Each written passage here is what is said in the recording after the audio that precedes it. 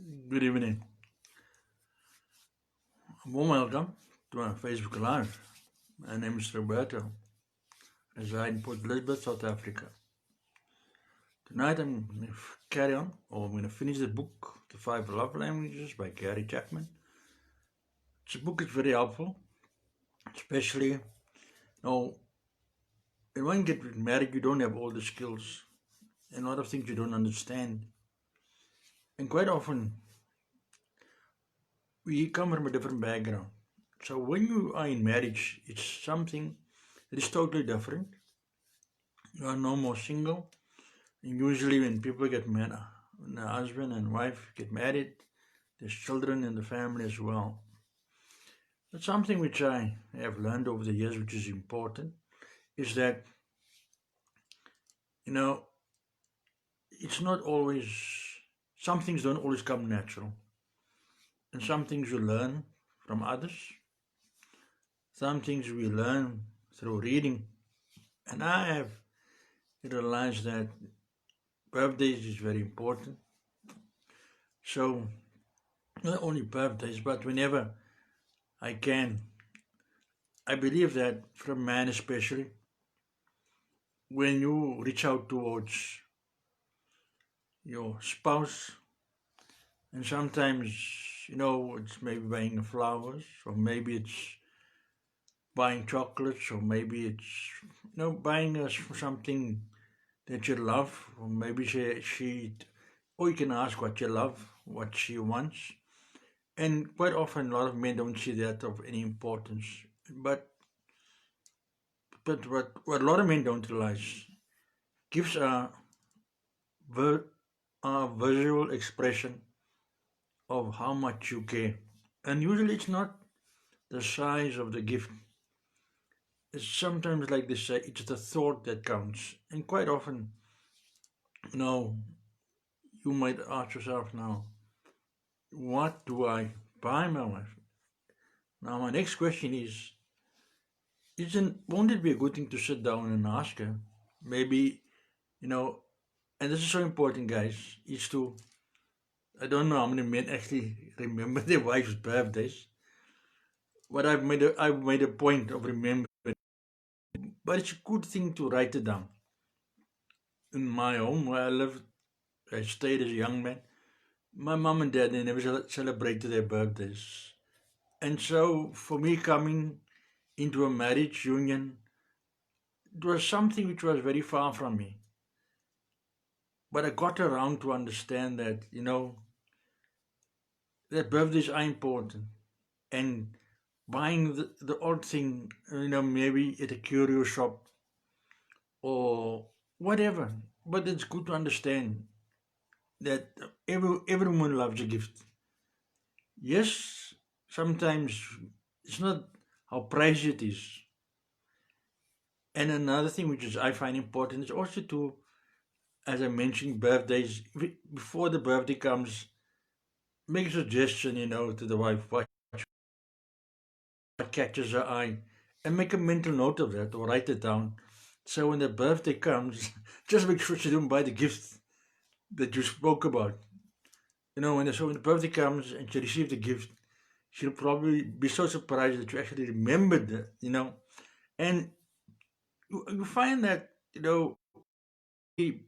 buying things, small things for my wife, whether it's a chocolate, but it makes such a difference. It bonds the relationship.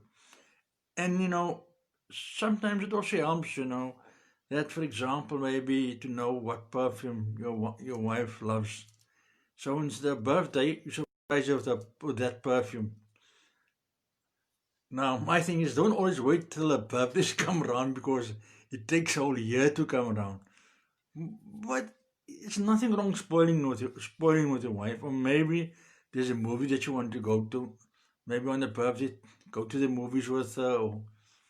No, but it's always a good thing to find out. What she has planned, or try to find, maybe speak to her friends or whoever, what she wants or what she's looking at. It makes such a big difference, because at the end of the day, it actually tells you what type of person you are. Could you find, and I know, there's some guys that never ever buy a gift for their wife because they believe that no, they are working, the wives are at home, so why must I buy a gift? But really, anybody for that matter, it's always good to receive. It's it's it means somebody's blessing you with something, and especially in a marriage, it's always encouraging. It's always it's motivation. It's saying how much you care, and that small things make such a big difference.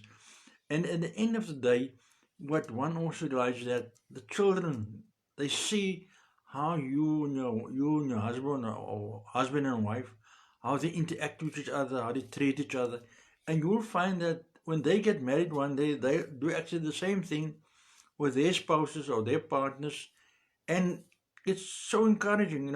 I think quite often men, we tend to take those things for granted, and you know it's not that counts. Sometimes is that what the wife wants, or vice versa. If it's your birthday and she might throw into what you like, well, obviously don't ask her for a car. Well, if she can afford to buy you a car, then go ahead and ask her. But in a more on a serious note, I think that interaction between husband and wife, it rubs off on the children. Why that is important, to buy gifts for each other. Even now and then, it might sound strange. What lipstick does your wife like? And maybe you can go to whatever shop and buy the lipstick. She'll be so surprised. She'll never expect that. I think sometimes as men, we are brought up in a stereotype of home. My mother do this, my father do that, or this, that, and that, and we come into the marriage with the same idea. And I think we need to break that old molds and molds that you know that will have a stronger connection or build a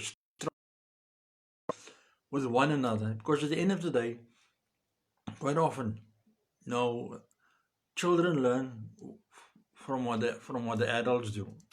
And I think that is something which gets taken so often for granted. And I felt, and I believe that, you know, it's so important that husband and wife, although I don't see it being done often, I always maintain you'll never know what's in the next person's mind unless they don't sit and talk about it. And that is something that is so important. I mean, quite often, it's like the husband who works, he comes home, the house is untidy, or the children is not washed, or but somehow when the husband comes home, everything seems disorganized. And before he asks, the wife the chance to ask, what's the problem? He rants and raves, and all of a sudden there's tension in the air, and the children don't know what to do. And quite often, I find that is just a mindset with a lot of men. It depends how they've been brought up. If they've been brought up in a house where everything's on its place, everything is shining, everything is neat, and so when the woman they marry one day, they expect that same routine, and that is probably 9 out of 10 times it doesn't work, and it probably only helps when the husband sit down and the wife sit down, and the husband asks, okay, why? How come the house is so untidy, or why this is not done, or whatever the case might be, or maybe the husband comes home and he finds out the wife hasn't cooked his toys out of the cot and argues, and you know, so those things happen so quickly and so often, and in the heat of the moment, one can forget oneself and say wrong,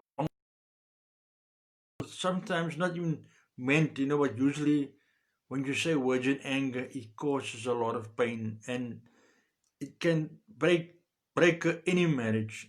And so for me, it's something I had to learn, is that before you getting upset or before you getting uptight, though it's difficult, it's best to sit down instead of criticizing and demanding. Rather, speak to the spouse and tell her why you're not happy with this or why you're not happy with that. And she might tell you, okay, how her day went, and you might hear then how busy her day was. And unfortunately, maybe just on that particular day, the house was neglected. And quite often, that is something which is wanted. I had a friend years ago. I had the habit of, if he goes to the bathroom, he just leave all his clothes lying on the ground, and then the wife had to go pick up the clothes, and she had throw it into the wash tub. And I asked the I asked him, as men sometimes we speak things, and I asked him why does that. And so he said, no, but Roberto, I'm working, my wife's at home. I expect that from her. And quite often, I think that is a big problem between husband and wife.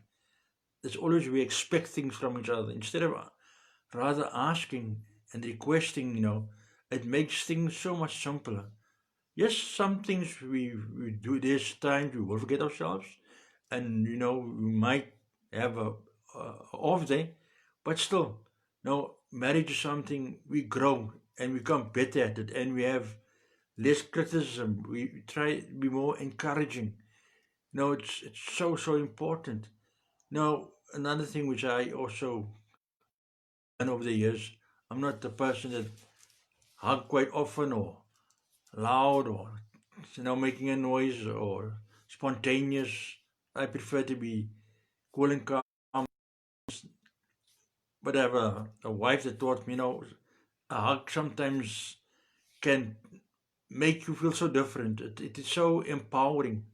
And that's also something I learned in my marriage, is to give my wife a hug, to hug my children. Yes, it takes time. I came in a home where, out of home, my parents were not inclined to do that. And for me, that was a modeled some of my behavior and what I saw there. In my marriage, I realized that I came around that no, there's nothing wrong to hug. Sometimes husband and wife, you just need that. You just need, sometimes your wife is in crisis or whatever the case might be. She just needs some warm arms around her, whatever the case might be. Right now, at this point in time, my wife, she's having a problem with her knee. So there's a lot of things you can't do around the house. So I can't tell myself, well, I can't do this.